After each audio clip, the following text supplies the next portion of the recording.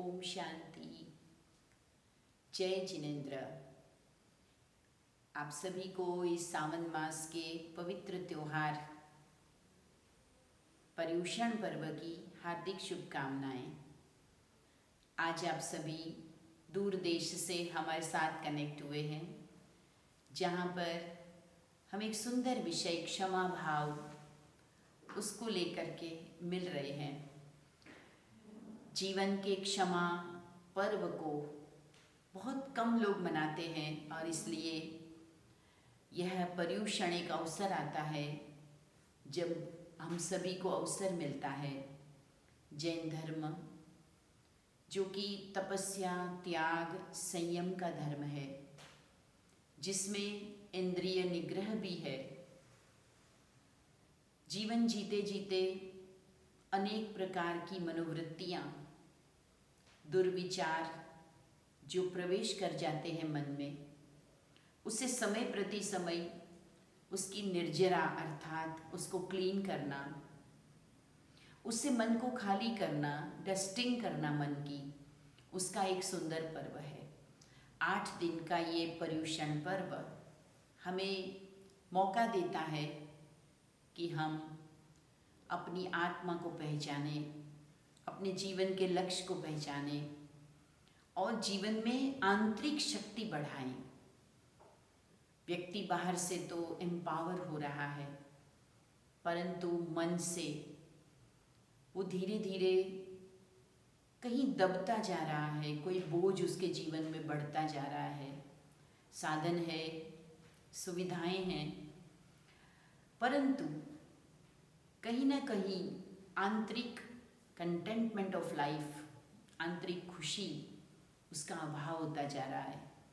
और इसी अभाव को पूरा करने के लिए आज कोई एंटरटेनमेंट का सहारा ले रहा है, कोई अनेक प्रकार की एडिक्शन में फंस गया है, कोई नए नए गैजेट्स खरीदता जा रहा है, नए नए ड्रेस बनाता जा रहा है, रोज नए फैशन सेंस आ रहे हैं, स्टाइल्स आ रहे हैं। परंतु ये सब इसीलिए क्योंकि अंदर खाली है, बाहर बहुत को ढूंढा जा रहा है। ये पर्व 8 दिन तक इसलिए वर्ष में मनाते हैं, विशेष करके जैन धर्म के लोग, कि सारी चीज़ों से एक प्रकार से डिटॉक्स हो करके व्रत संयम के साथ कुछ आत्मचिंतन करें। अधिकतर लोग इसको व्रत और उपवास के दिन मानते हैं। केवल व्रत शारीरिक नहीं, परंतु मन को भी अच्छी वृत्तियों में रखना, अच्छे संकल्पों में रखना, इस व्रत की इन दिनों में साधना करने का अवसर मिलता है।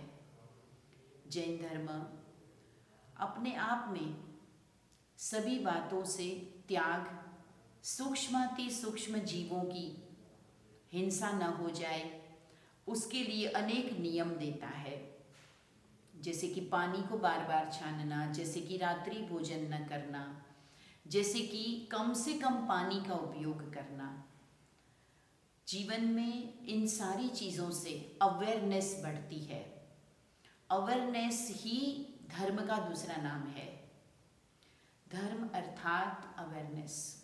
मैं कौन हूँ, अवेयरनेस हो। मैं कहाँ से आया हूँ, उसका अवेयरनेस हो। इस संसार की गति क्या है, उसकी अवेयरनेस हो। मेरे अपने जीवन का लक्ष्य क्या है, उसकी अवेयरनेस हो। मेरे साथ जो जी रहे हैं उन सभी लोगों का भी क्या महत्व है, उनकी क्या फीलिंग्स है, उनकी ज़रूरत क्या है, उसकी भी अवेयरनेस हो।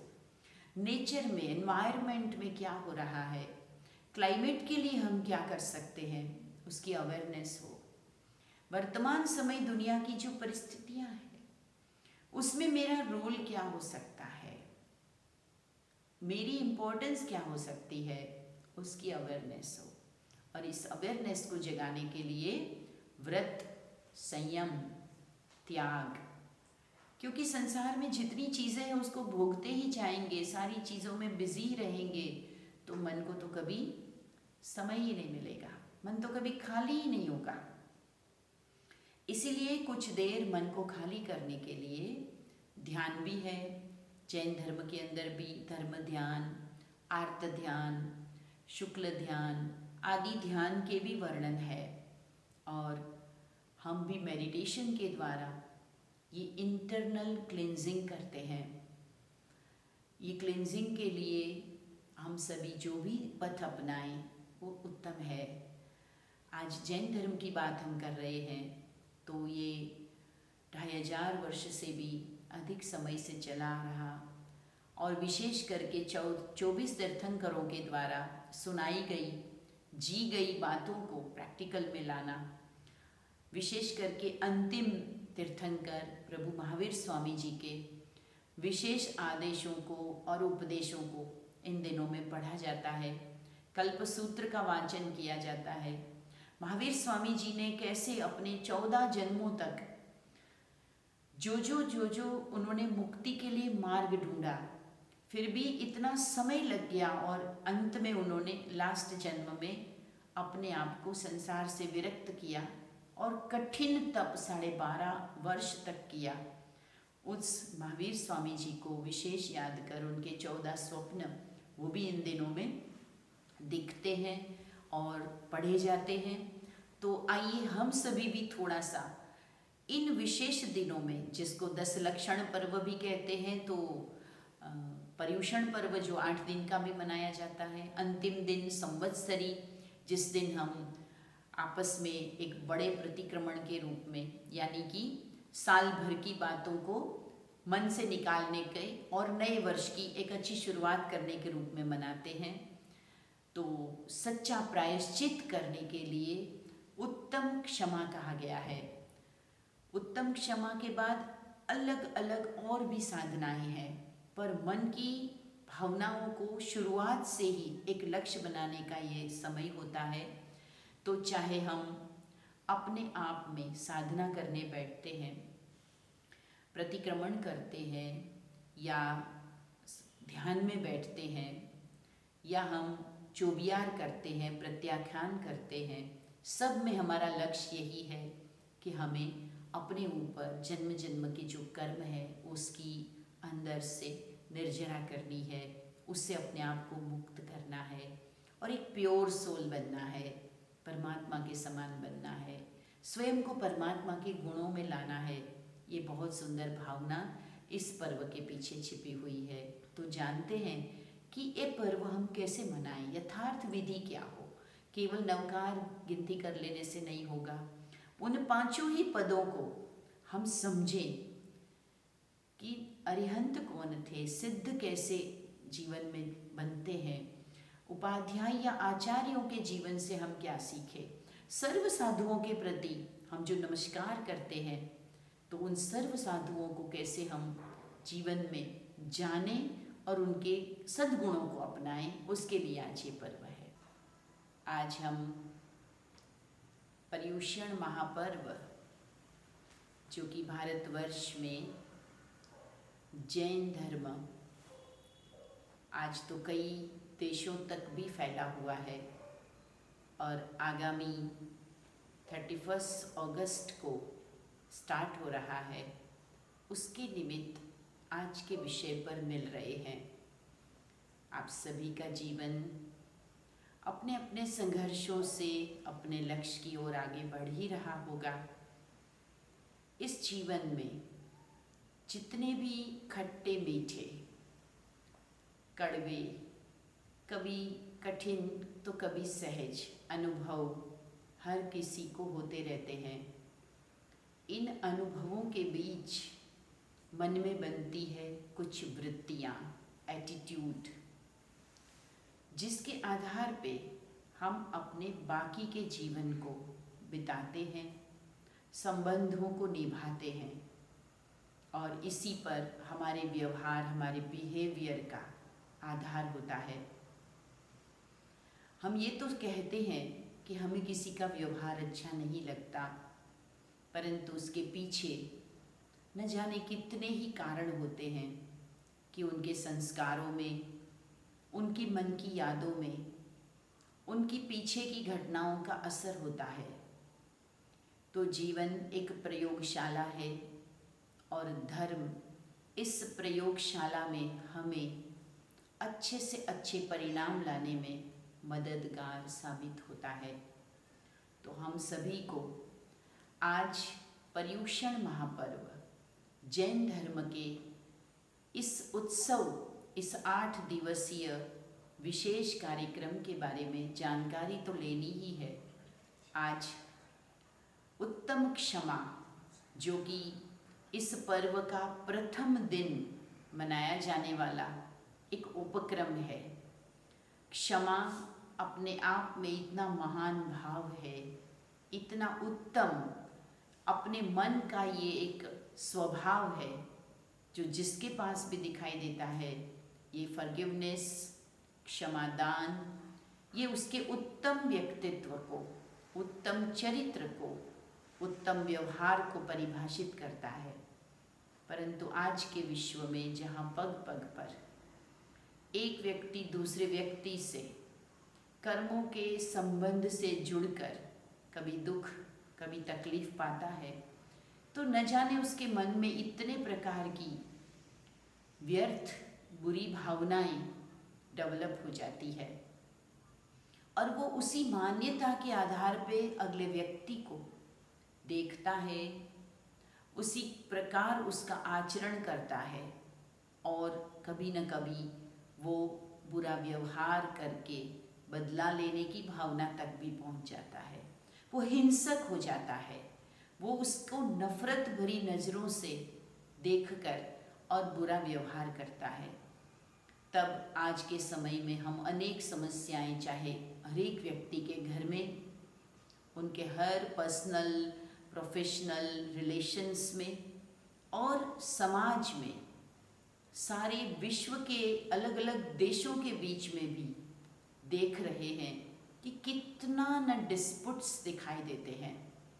ये डिस्पुट्स का कारण ही है अंदर बैठी हुई ऐसी नेगेटिव वृत्ति, भावनाएं कि हम एक दूसरे को अपना कॉम्पिटिटर मानते हैं, एक दूसरे से आगे बढ़ने में हम एक दूसरे को गिराने का भाव रख लेते हैं, हम एक दूसरे से दुश्मनी तक कर लेते हैं। इसलिए आध्यात्मिक चिंतन, धर्म का चिंतन हमें क्षमा भाव की तरफ प्रेरित करता है। जैन धर्म में वैसे तो अनेक अच्छे सूत्र, अच्छे सिद्धांत है, पर ये क्षमा करना और वर्ष में एक बार अपने सभी पहचान वालों को, अपने सभी रिश्तेदारों को, अपने सभी फ्रेंड्स को हाथ जोड़कर क्षमा मांगना, मन, वाणी और कर्म से अपने मन को, अपने व्यक्तित्व को हल्का करते हुए, विनम्र भाव धारण करके, अहंकार का त्याग करके क्षमा याचना करते हैं, मांगते हैं कि मुझे क्षमा कर दीजिए। रियलाइजेशन और उसके बाद में इस तरह का परिवर्तन का संकल्प करना, यही तो आत्मशुद्धि है।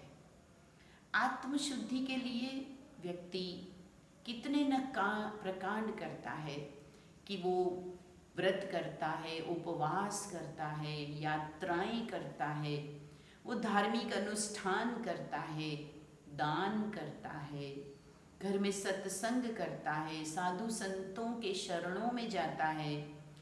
वो न जाने कितने ही मन में परमात्मा के प्रति मन में भाव रखता है कि अगर मेरा जीवन श्रेष्ठ बना, शुद्ध हुआ, तो प्रभु मैं आपके लिए ये सब कुछ करूँगा। यानी जीवन का लक्ष्य तो यही है कि हम हल्के हो जाएं, हम मुक्त हो जाएं, हम खुश रहें और हमारा मन सभी बातों से शुद्ध, मुक्त रहे। परंतु बाह्य क्रियाओं से केवल कुछ देर के लिए मन हल्का हो जाता है, प्रसन्न हो जाता है, परंतु जन्म जन्म का, अनेक लंबे समय का जो व्यवहार जनित, कर्म जनित हमारा खाता बना हुआ है, अकाउंट से कार्मिक, उस अकाउंट को जब तक हमने क्लियर नहीं किया होगा, तो अंतःकरण में तो वो भाव, वो अंदर की कमियां बनी रहेगी, और वो कमियां जब तक बनी रहेगी तब तक हम कभी भी मन को हल्का नहीं कर पाते हैं। और जब प्रभु भक्ति में, ध्यान में उसे लगाना चाहते हैं तो वो मन लगता भी नहीं है, क्योंकि वो तो उसी संबंधों की यादों में, उन्हीं व्यवहारों को मन में लेकर, कटुता के भाव को लेकर वो हमेशा ही भटकता रहता है। आज सभी धर्म के अनुयायी, सभी साधक यही कहते हैं कि मेरा मन भटकता है, मेरे मन को चैन नहीं है, मेरे मन को शांति नहीं है। मैं भगवान की माला या जाप करने या ध्यान करने बैठता हूँ तब भी मेरा मन शांत नहीं होता है। कारण एक ही है कि मन की शुद्धि नहीं है। मन में बहुत से ऐसे पुराने बातों के भाव भरे हुए हैं। तो पर्युषण पर्व में ये जो उत्तम क्षमा, ये प्रथम दिन विशेष जो आचरण किया जाता है, ये बहुत ही उत्तम बात है। वैसे तो जैन धर्म अर्थात जैन जो शब्द बना है जिन से, जिन शब्द बना है जितेंद्रिय से। जैन वो है जिसने अपने इंद्रियों पर जीत प्राप्त की है।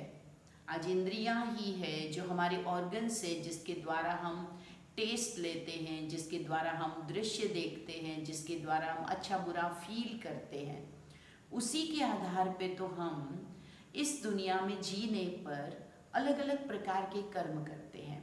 जिस किसी को जिस प्रकार का टेस्ट अच्छा लगता है वो उस ओर चला जाता है। कोई घूमने फिरने का शौकीन है तो कोई खाने पीने का, कोई भोग भोगने का तो कोई मान सम्मान का, कोई किसी इंद्रिय के द्वारा तो कोई किसी इंद्रिय के द्वारा जो स्वाद ले चुका है, उन स्वाद का धीरे धीरे वो गुलाम बन जाता है। और कितना भी खा लो फिर भी वो प्यास नहीं बुझती, कितना भी घूम लो फिर भी मन तृप्त नहीं होता है, कितना भी मान सम्मान मिल जाए फिर भी व्यक्ति उसका भूखा या उसका भिखारी रह जाता है। क्योंकि ये सब चीज़ें बाहर से कभी भी आत्मा में नहीं आ सकती है। वास्तव में सुख या दुख, मान या अपमान, ये तो मन को चाहिए, और ये मन ही है जिसको हम धर्म के द्वारा सुधारते हैं, मन को सुमन बनाते हैं। आज व्यक्ति मन परमात्मा में जोड़ने की कोशिश करता है, वहाँ तो वो फेल हो जाता है। वो अनेकानेक पदार्थ परमात्मा को चढ़ाता है, वो परमात्मा के नाम से दान करता है, वो ईश्वर के लिए मंदिर बनाता है, वो ईश्वर के दरबार में फल फूल लेकर जाता है, वो ईश्वर के दरबार में कई चीज़ों का दान करता है। लेकिन जो नहीं करता वो ये है कि वो अपने मन को अर्पण नहीं करता। वो मन तो उसका इच्छाओं में ही भटक रहा होता है। तो जितेंद्रिय बनना अर्थात मन इंद्रियों को जो अच्छा लगता है उसके कारण भटक न जाए। कहाँ से न भटक जाए?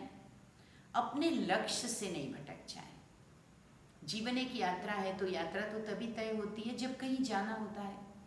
वो जहाँ जाना है वो हमारा लक्ष्य है, और वो लक्ष्य तय नहीं तो यात्रा ही नहीं हो सकती। लक्ष्य जो तय किया उसके बजाय कहीं और कदम जब पड़ने लगते हैं तो यात्रा का रूट बदल जाता है। आज व्यक्ति भी सोचता है कि मैं धरती पे तो आया हूँ, मुझे जीवन तो मिला है, मुझे मनुष्य शरीर मिला है, मेरे पास बहुत सी शक्तियाँ हैं, बुद्धि है, और मैं बहुत कुछ कर सकता हूँ, लेकिन मुझे करना चाहिए क्या? आखिरी वो लक्ष्य, उसे ही वो नहीं खोज पा रहा है। और इसीलिए कोई तो धनवान से धनवान बनने में लगा है, कोई सुंदर दिखने में लगा है, कोई मान पाने में लगा है, कोई अपने संबंधों को संतुष्ट करने में लगा है, कोई समाज में प्रतिष्ठा पाने के लिए दौड़ रहा है, कोई हेल्थ बनाने के लिए दौड़ रहा है, कोई और किसी अचीवमेंट के लिए दौड़ रहा है। लेकिन एक समय आता है जब जीवन का दी एंड हो जाता है, और तब ये सारी अचीवमेंट्स चाहे वो धन है, चाहे आपके द्वारा बनाई हुई बहुत सारी बिल्डिंग्स है, चाहे आपने कोई भी नाम कमाया है, चाहे आपने और कोई मान प्राप्त किया है, उसी क्षण समाप्त हो जाता है और तब व्यक्ति अकेला, यानी वो आत्मा वो अकेली हो जाती है। अगर उसके साथ कुछ जुड़ा रहता है तो वो एक ही चीज़ है, वो है उसके श्रेष्ठ कर्म।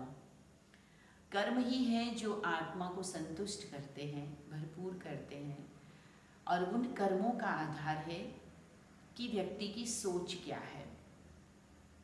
जो जैसा सोचता है वैसा ही वो करता है, वैसा ही वो बोलता है। तो जीवन में ये तीनों चीज़ें, मन, वाणी और कर्म, तीनों पर ध्यान देने वाला व्यक्ति अपने लक्ष्य को प्राप्त करता है। केवल लक्ष्य की बातें करने से तो लक्ष्य नहीं मिलता। टारगेट अचीव करने के लिए प्लानिंग चाहिए। प्लानिंग के साथ साथ अपने ऊपर सेल्फ कंट्रोल भी चाहिए। मैंने सोच तो लिया कि मुझे डॉक्टर बनना है, लेकिन मैं अपनी नींद को नहीं छोड़ पाता हूँ, मैं अपने दोस्तों के साथ टाइम जो वेस्ट करता हूँ उसे कम नहीं कर पाता हूँ, तो भला मैं डॉक्टर कैसे बनूंगा, मैं कैसे अच्छी पढ़ाई करूँगा। ठीक वैसे ही इंद्रियों को संयमित रखना, सेल्फ कंट्रोल करना, इसी के लिए जैन धर्म हो या अन्य धर्म हो, उसमें व्रत सिखाए जाते हैं कि आप भूखा रहेंगे, आपको पता चलेगा कि आप कितना सेल्फ को कंट्रोल कर पाते हैं। आप बिना पानी के कितना समय रह पाते हैं, आप बिना बोले कितना समय रह पाते हैं, आप बिना गैजेट्स के यूज़ किए हुए कितना समय रह पाते हैं। इसी के लिए चौवियार रखा जाता है, अपरिग्रह का व्रत भी है, अहिंसा का भी व्रत है, सत्य का भी व्रत है। आज देखिए, सत्य बहुत बड़ी शक्ति है, हर कोई मानता है, परंतु सत्य का आचरण करना ये बहुत कठिन लगता है। बहुत सहज होता है छोटी छोटी बात में असत्य बोल देना, असत्य का आचरण कर लेना, क्योंकि असत्य फिसलने का रास्ता है और इसलिए उसमें कोई मेहनत नहीं लगती। मेहनत लगती है तो चढ़ने में, मेहनत लगती है तो सत्य पर टिके रहने में, और इसलिए ये सारे व्रत संयम के लिए हैं। तो हम सबसे बड़ा संयम क्षमा का अपनाएं। क्षमा भाव जिसको कहा गया कि एक दूसरे को, जिनके साथ भी आपके कोई व्यवहार के अंदर कभी मुख से वाणी से बोलचाल हो गई, कभी कोई गलत फहमी पैदा हो गई, आपने किसी के लिए गलत सोच लिया जबकि वो व्यक्ति वैसा नहीं है, मिसअंडरस्टैंडिंग क्रिएट हो गई और आपके द्वारा उस व्यक्ति को ऐसा कहा भी जाता है कि आप गलत हैं, आप ऐसे नहीं करते हैं, आपकी भावनाएं मेरे लिए सही नहीं है, तो उस व्यक्ति को ये सुनकर दुख भी पहुंचता है कि मैं तो वैसा नहीं हूँ, लेकिन वैसा मुझे माना गया, क्योंकि कभी न कभी मन में आपके किसी कर्म से, आपके किसी एक्शन से किसी की ऐसी धारणा बन गई, ऐसी बिलीफ क्रिएट कर देते हैं हम, और उसके बाद नाराज़गी होती है, और नाराज़गी कहीं ना कहीं फिर वाणी में दिखाई देती है, फिर कर्म में भी दिखाई देती है। कर्म क्या है? कर्म यानी एक्शन। एक्शन में जब हम आते हैं तो अगर किसी व्यक्ति से हमारा प्रेम होता है तो हम उसके लिए कोऑपरेटिव भाव रखते हैं। प्रेम होता है तो हम उसके लिए बड़े प्यार भरे शब्दों का प्रयोग करते हैं, उनकी गलतियों को क्षमा करते हैं, उनके प्रति हम बहुत एक्स्ट्रा टाइम देते हैं, एक्स्ट्रा अटेंशन देते हैं। लेकिन जब प्यार समाप्त हो गया, नफरत आ गई, तो नफरत आने पर हमारी वाणी भी बदल जाती है, हमारा उनके प्रति टाइम देना, अटेंशन देना वो भी कम हो जाता है, और केयरिंग कम हो जाता है, शेयरिंग कम हो जाता है, और फिर हम कभी कभी अपने कर्मों से उनके प्रति ऐसा कुछ कर लेते हैं जैसे कि उनका इंसल्ट करना, जैसे कि उनका ओबे नहीं करना, डिसरिस्पेक्ट करना, जैसे उनके रास्ते में कहीं ना कहीं हम अड़चन बनते, कभी हम उनके लिए कुछ गलत दूसरों को भी इंफॉर्मेशन देते हैं, निंदा कर लेते हैं, कभी हम उनकी शिकायत कर लेते हैं, कभी हम ब्लेम करते हैं कि ये व्यक्ति मेरे जीवन में तकलीफ दे रहा है, कंप्लेन करते हैं। कभी तो हम उसके साथ ही कंपटीशन भी कर लेते हैं। कभी हमारे मन में उसी को हराने की, उससे आगे जाने की, उनको गिराने की ऐसी भावनाएं भी आ जाती है। और आज की दुनिया में तो क्या नहीं हो रहा है। आज तो व्यक्ति किसी को इस दुनिया से भेजने का, उसके जीवन को बर्बाद करने का भी सोच लेता है। आज हम न्यूज़पेपर्स में, टेलीविजन्स में क्या नहीं देखते हैं। इन सब का कारण है मन में नफरत की भावना।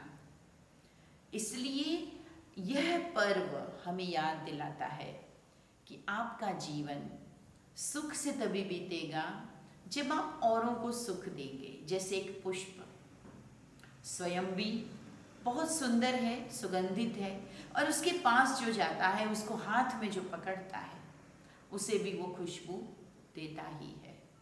जो गुण आपके पास होगा, जो संस्कार आपके पास होंगे, उसका असर दूसरों पर ना हो, ये तो हो ही नहीं सकता है, अवश्य होता है। तो हमें ध्यान ये देना है कि हम अपने दिल को, अपनी भावनाओं को इतना शुद्ध रखें और दूसरों के प्रति शुभ शुद्ध चिंतन रखें, जिससे हम उनकी गलतियों पर ध्यान न देकर, उनके अपराधों पर ध्यान न देकर, लेकिन वो भी एक ऐसी शुद्ध आत्मा है जिसके अंदर मन है, जिसके अंदर संस्कार है, जिसके अंदर शक्तियां हैं। वो चाहे तो परिवर्तन हो सकता है। आज भले वो कुछ गलत आचरण कर रहा है, लेकिन उसके अंदर भी पोटेंशियल है कि वो चेंज हो सकता है। और उसी भावना को देखते हुए, उसी संकल्प को रखते हुए उसे क्षमा करना। देखा जाता है कि जैसे कोई माँ अपना बच्चा पढ़ाई नहीं करता, तब भी वो बार बार उसे पढ़ने के लिए प्रेरित करती है। कोई बच्चा बार बार गलती करता है, फिर भी उसे अपनाती है, उसकी गलती को छुपाकर और उसको दूसरों के सामने और उसको खुद को भी उसकी अच्छाई का ज्ञान कराती है। बेटा क्या हुआ, तुम गिर गए, बेटा क्या हुआ, तुमने गलती कर ली, फिर भी तो तुम्हारे में कुछ तो अच्छाई है, अभी भी तो तुम कुछ कर सकते हो। इस तरह से जब अपनापन होता है तो हम क्षमा कर सकते हैं। ऑटोमेटिक दिल में ये रहता है कि कोई बात नहीं, हम इसे आगे बढ़ाएंगे। बस यही अपनापन सारे विश्व के सभी लोगों के प्रति क्यों नहीं रहता है? क्योंकि हम अपने लोग उनको कहते हैं जो हमारे ब्लड रिलेशंस के हैं, या फिर जो हमारे साथ जन्म से किसी न किसी प्रकार से प्यार रखते हैं, हमें काम आते हैं, हमें सहयोग देते हैं, उनको तो हम अपना मानते हैं। लेकिन अगर वास्तव में हम एक रिश्ता और याद रख लें कि सारे विश्व का पिता एक ईश्वर है, उस ईश्वर के नाते संसार में रहने वाली प्रत्येक जीव, प्रत्येक आत्मा वो उसी परमात्मा की संतान है, और उस नाते से सभी तो मेरे अपने ही भाई या बहनें हुए। ये जो छोटे संकीर्ण सोच से विशाल बेहद की सोच बनेगी, तो संसार के प्रत्येक व्यक्ति के प्रति दिल में करुणा भाव, दया भाव, क्षमा भाव, प्रेम भाव उत्पन्न होगा। ये दृष्टि का परिवर्तन, ये सोच का परिवर्तन नहीं होगा, तब तक हम धर्म की बातें बहुत अच्छी सुनेंगे, आध्यात्मिक बातें सुनेंगे, परंतु हमारा मन, हमारा दिल चेंज नहीं हो पाता है। जरूरत है ऐसी साधना की जिसमें सबसे पहले सेल्फ को रियलाइज किया जाए कि मैं कौन हूँ, मैं एक पावरफुल बीइंग हूँ, पॉजिटिव मेरी एनर्जी है, और मैं ईश्वर की रचना हूँ, कनेक्टेड विथ गॉड। ये जो भाव है, ये जब तक हम महसूस नहीं करेंगे, स्वीकार नहीं करेंगे, तब तक हमारे अंदर किसी के प्रति भी प्रेम भाव शाश्वत नहीं रहेगा। जो मेरे लिए अच्छा है मैं उसके लिए अच्छा हूँ, बस जो मेरे लिए बुरा है मैं उसके लिए बुरा बन जाता हूँ। लेकिन अगर कोई गलत आचरण करता है तो ये याद रहे कि व्यक्ति बुरा नहीं है, उसका समय बुरा है। उसके अंदर आज के टाइम में जो विचार पैदा हुए हैं, जो जोश आया है, जो क्रोध आया है, जो उसने गलती करने के लिए जो भी कुछ गलत भावना अपने अंदर लाई, गलत शब्द जबान पे लाया, आज वो चीज़ गलत है। मुझे दादी जानकी जी की बात याद आती है। वो हमेशा कहते थे तुम बहुत अच्छे हो, पर आज जो तुमने किया वो गलत है। तो वो व्यक्ति स्वीकार करता था कि मुझे गलत नहीं माना जा रहा है, लेकिन आज जो मैंने किया है ये मेरे नियम से या मेरे जीवन से कुछ अच्छा नहीं लग रहा है, इसलिए वो उसे स्वीकार करता था। तो ये तो हुआ दृष्टि ऐसी रखना कि दूसरों में दोष न देखना। दोष देखेंगे तो नफरत भी आएगी, दोष देखेंगे तो क्रोध भी आएगा, दोष देखेंगे तो दूर हो जाएंगे। दूसरा है कि क्षमा मांगना भी है। क्षमा देना वो भी सहज है, परंतु कभी कभी क्षमा मांगना और भी मुश्किल लगता है। जो मैंने गलत किया, चाहे मैं किसी इंस्टीट्यूट के नियम का उल्लंघन किया, चाहे मैंने फैमिली के कोई सीक्रेट के अंदर ध्यान नहीं दिया, चाहे मैंने किसी के दिल को दुखाया, चाहे मैंने संसार और नेचर के अंदर कोई ऐसा काम किया कि नुकसान किया, तो मुझे रियलाइजेशन होना चाहिए कि अब मुझे ये जो गलती से, जोश से, अवेयरनेस न होने से मैंने गलत किया है, अब मुझे इसका भी समाधान करना है। और समाधान क्या है? तो कहा गया है कि पश्चाताप, प्रायश्चित एक ऐसा पवित्र झरना है, एक ऐसी नदी है कि जिसमें कोई भी प्रकार की गलती धुल जाती है, साफ हो जाती है, पापों के दाग धुल जाते हैं अगर व्यक्ति रियलाइज कर लेता है, और रियलाइज करने के बाद उसकी क्षमा मांग लेता है। कैसा भी पत्थर दिल व्यक्ति क्यों ना हो, लेकिन अगर उसके सामने सच्चे दिल से आप कह दें कि मैंने बहुत गलत किया और मैंने आपको दुख पहुंचाया, आप मुझे क्या माफ़ करेंगे? और जितना ये बात दिल से निकलती है, मनोविज्ञान भी कहता है शब्द केवल ऊपरी होगा तो उसका असर भी कानों तक ही होगा, लेकिन शब्द भावनाएं जब दिल से निकलेगी तो जिसके सामने भी होगी उसके भी दिल तक पहुंचेगी। तो ये दिल से क्षमा मांगना आज उसका भी दिन है कि हम दिल से कहें सॉरी। शब्दों की ज़रूरत भी ना हो पर दिल महसूस करे, और जिस व्यक्ति का भी, चाहे हमने उसकी निंदा की, चाहे हमने किसी तरह से उसका इंसल्ट किया, डिसरिस्पेक्ट किया, पूरे वर्ष भर में किया, वो बात उस समय आई गई हो गई, हमको मौका नहीं मिला, चलिए आज मौका मिला है तो हम क्षमा मांग लें। तो मन वाणी कर्म चेक करें हमने किस किस का नुकसान किया। अगर एक आधी मिनट के लिए भी हम आंखें बंद करें और याद करें उन लोगों को जिनको हमने इस वर्ष कुछ दिनों में, जहाँ तक हमारी दृष्टि बुद्धि जाए, नुकसान पहुँचाया, दुख पहुँचाया। जब हम किसी को दुख देने के निमित्त बनते हैं तो उस आत्मा तक जो हमारे वाइब्रेशन गए, तो उनके अंदर से जो दुख के वाइब्रेशन निकले वो मेरे तक भी आते हैं। बिना कारण व्यक्ति कभी कभी अपसेट हो जाता है, बिना कारण उदास हो जाता है, बिना कारण वो उसका मन कहीं लगता नहीं, बेचैन हो जाता है। क्या कारण है? दूर बैठा कोई व्यक्ति जिसको आपने तकलीफ दी, जिसका आपने नुकसान किया, वो परेशान होकर जो वाइब्रेशन उसके निकल रहे हैं वो आप तक पहुंच रहे हैं। इसलिए आज आपने भले कुछ भी गलत नहीं किया है, लेकिन आज आपको यहाँ बैठे बिना कारण बेचैनी, दुख तकलीफ का अनुभव होता है, अशांति का अनुभव होता है। इसलिए ज़रूरत है मन को स्वच्छ करने की।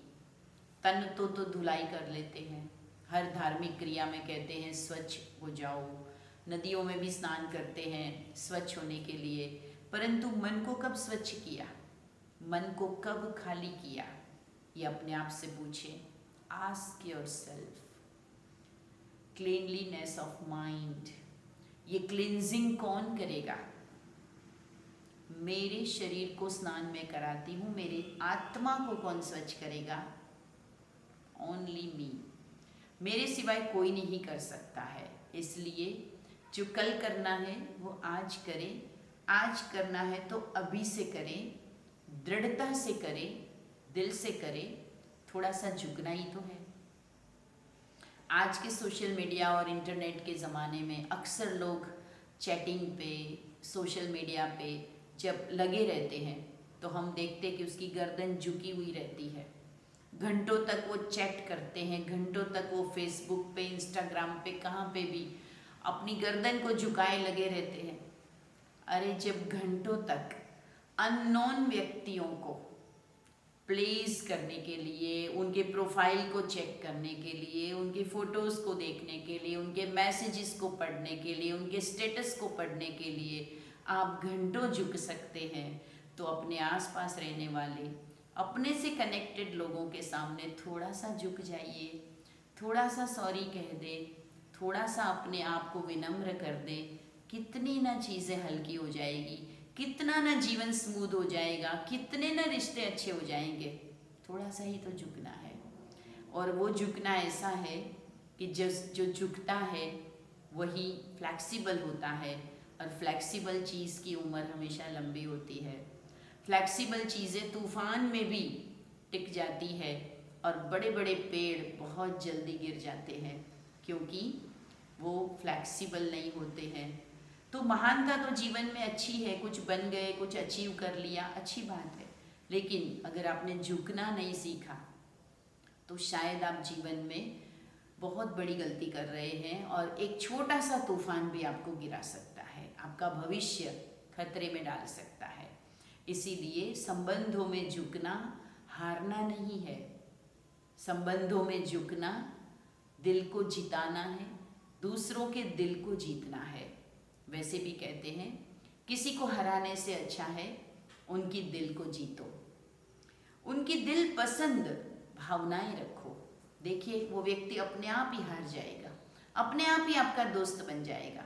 दुश्मन को मारने से तो अच्छा है दुश्मन को दोस्त बना लिया। इस बात की है कि हम न्यूट्रल भी रहे, हम हरेक के सत्य स्वरूप को जाने। हरेक निर्दोष है, केवल ये संसार का जो समय है वही तमोप्रधान हो गया है। कलयुग के अंदर वाइब्रेशन ही इतने लो हो गए हैं कि हर व्यक्ति चाहते हुए भी अच्छा नहीं कर पाता है, चाहते हुए भी प्रेम से नहीं चल पाता, शांत नहीं रह पाता, एक्यूरेट नहीं रह पाता है। ऐसा नहीं है कि उसे नहीं पता है कि सत्य क्या है, वो जानता है सत्य क्या है, परंतु उसको प्रैक्टिकल अप्लाई नहीं कर पाता है। वो ये भी जानता है कि गलत क्या है।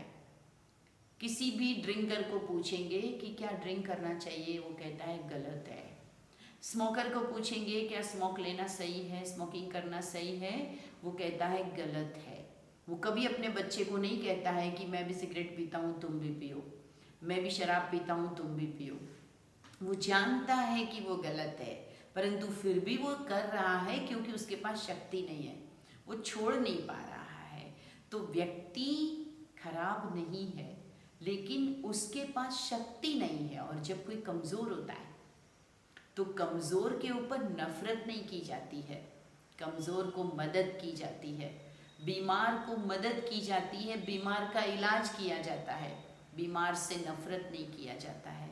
इसी तरह आज समग्र सृष्टि बीमार है, कलयुग का अंत है, और सभी लोग, सभी आत्माएं, ये पंचम आरा जिसको जैन धर्म में कहा, छठा आरा जिसको दुखम दुखम कहा है, जहाँ दुख ही दुख होगा, वो शुरू होने जा रहा है।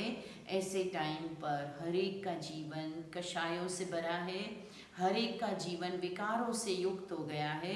तो संसार से किसी व्यक्ति से नफरत करने के बजाय हम ऐसा कुछ करें कि सारे सोसाइटी से, सारे समाज से ये काम वासनाएं, ये क्रोध, ये अभिमान वश इच्छाएं, लोभ तृष्णाएं यही समाप्त हो जाएं। दुश्मन ये विकार है, दुश्मन ये भावनाएं हैं, और हम एक दूसरे को दुश्मन मान बैठे हैं। हम एक दूसरे से झगड़ा कर रहे हैं। अरे भगाना किसी व्यक्ति को नहीं है, अपनी लाइफ से भगाना है तो क्रोध को भगाना है, अपनी लाइफ से भगाना है तो अभिमान को भगाना है, अपनी लाइफ से भगाना है तो आलस्य को भगाना है, इस नफरत को भगाना है, तो क्षमा भाव तभी प्रकट होगा। तो मिच्छामि दुक्कडम आप सभी को भी मैं करती हूँ कि मन वाणी कर्म से अगर मैंने भी आपको कुछ गलत बोल दिया हो तो मुझे क्षमा करना। और आप सभी भी आज के दिन ये दृढ़ निश्चय रखें कि जीवन में क्षमा करके हम अपने दिल को विशाल रखेंगे और अपने प्रेम से हम हर एक के दिल को जीतेंगे। और आज सच्ची दिल से एक दूसरे को गले मिल के, हाथ मिला के, मैसेज करके, ईमेल करके, फ़ोन करके दिल से कहेंगे कि मैंने आपके साथ कुछ भी हल्का बोला, गलत किया तो मुझे माफ़ करिएगा, और मेरे मन में भी कुछ गलत फहमी रह गई तो लेकिन मैं क्षमा भाव धारण करके आपको क्षमा करता हूँ। आप मेरी तरफ से कभी भी भारी मत रहना, ये बहुत बड़ा गुण है, इससे आप हल्के हो जाएंगे, ईश्वर भी खुश होगा और आपकी साधना बहुत अच्छी होगी। तो आइए हम सभी आज ये दृढ़ संकल्प करें और इस क्षमा पर्व को मनाएं। ओम शांति। जय जिनेंद्र।